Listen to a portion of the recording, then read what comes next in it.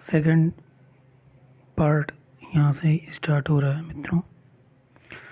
अस्थाई भाव में रति, शोक, उत्साह, हास, जुगुप्सा, विस्मय, क्रोध, भय, निर्वेद, ये सभी 9 अस्थाई भाव होते हैं।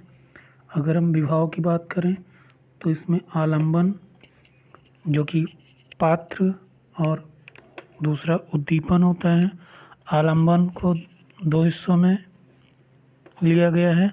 आश्रय जिसे रस प्राप्त हुआ और विषय जिससे रस प्राप्त हुआ, जो कि आप देख सकते हैं। अगर हम उद्दीपन की बात करें तो इसमें जड़ प्रकृति आता है और चेतन जो कि मानवीय चेष्टाओं के अंतर्गत आता है। अगर हम विभाव के बाद में अनुभव की बात करें तो अनुभव 4 हिस्सों में वर्गीकृत होता है। कायिक, वाचिक और उसके बाद में आहार्य और सात्विक। कायिक की बात करें तो हाथ पैर से जो की गई क्रिया होती है वो कायिक में आती है। मुख से की गई क्रिया आपकी वाचिक में आती है। वेशभूषा आहार्य में आता है। और सात्विक वे शारीरिक क्रियाएं जिन पर हमारा नियंत्रण नहीं होता, वे सब सात्विक क्रियाएं में आती हैं, जिनमें स्वेद, अस्तव, स्वरभंग, कंप, वैवर्य, आश्रु, प्रलय, रोमांच, ये सभी सात्विक अनुभव हैं। उसके बाद में रस और उनके अस्थाई भाव देख लेते हैं। रस श्रृंगार रस, अस्थाई भाव रति। हास्य रस का अस्थाई भाव हास। रौद्र रस, अस्थाई भाव क्रोध।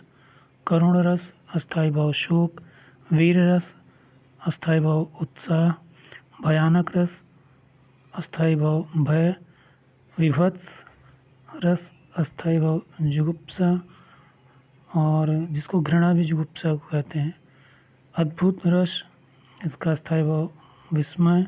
शांत रस, इसका अस्थाई भाव निर्वेद।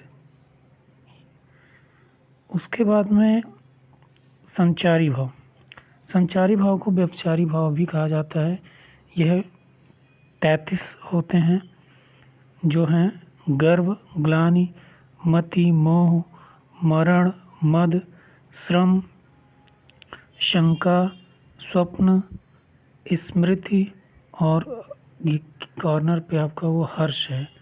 हर्ष, फिर आपका धृति, निद्रा, निर्वेद, असूया, अपस्मार, औहित्या,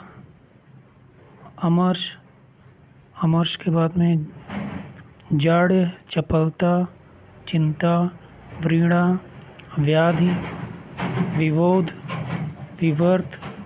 इसके बाद में आपका है विषाद के बाद में दैन्य, त्रास, आवेग, उग्रता, उत्सुकता, आलस, उन्माद। ये 33 संचारी भाव हैं, जिन्हें व्यभिचारी भाव भी कहा जाता है। उसके बाद में इसमें कुछ जो शब्द हैं जिनके अर्थ हम समझ लेते हैं। जैसे बहुत सारे तो आप जानते हैं, जो नहीं जानते। असूया जिसका अर्थ होता है ईर्ष्या। अपस्मार जिसका अर्थ होता है मिर्गी, जो कि बीमारी है। अहिता जिसका अर्थ होता है छिपाना। भाव भय से या हर्ष लज्जा के कारण छिपाना किसी। अमर्ष का अर्थ होता है असहनशीलता, अपमान होने पर अपने या अपनों का, किसी का। व्रीणा का अर्थ होता है लज्जा, सकुचाना। और त्रास का अर्थ होता है अचानक कारण से चौंक कर डरना। आवेश का होता है